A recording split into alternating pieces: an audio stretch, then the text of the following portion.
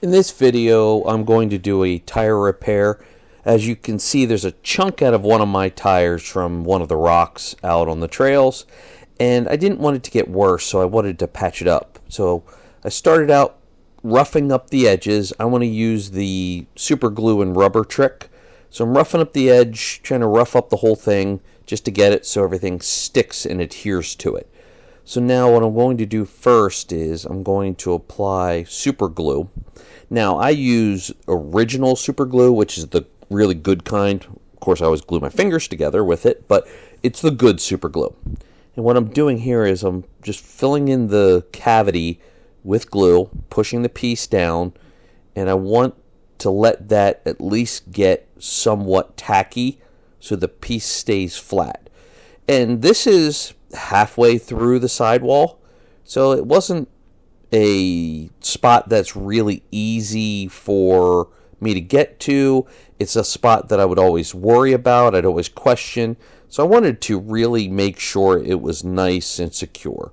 And this gives me better peace of mind because not only did I put the piece back in and it's going to stick, but I'm also going to cover it over with a patch, which right where the hole is or the tear is, it will allow any rocks to glide up over that spot right onto the side lugs of the tire.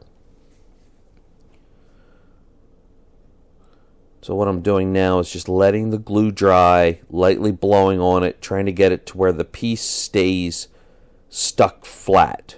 And it's just about dry enough, and I'm going to start cutting my piece of rubber. And the rubber, when you cut it, doesn't have to be perfect. You just want it to be of a size that's bigger than the area you're trying to patch, but yet it doesn't have to be any certain shape or size, just big enough. So I just kind of cut a little triangle piece, nothing special, matched it up, made sure it was good. Now I'm going to apply super glue all the way around it, and then also I'm going to fill in the rest of the voids. Now I'll take that piece and lay it on top, kind of put the cut dead center underneath that. Now patting it down, making sure it's going to stick, pushing the edges down, make sure they really adhere.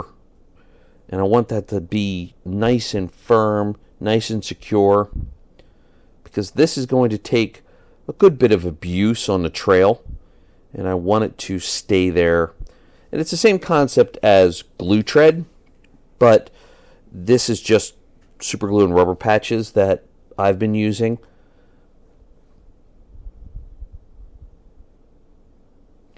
Now the reason why there's very little sound to this is because me and the other person in the video were conversing about how we were doing and what we were doing, and I was teaching them while I was doing this, so there's a lot of other side conversation, so I just muted it.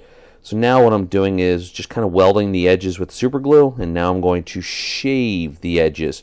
Basically, I want to slope the edges so it doesn't have a sharp edge that'll catch on any obstacles and try to tear the patch off.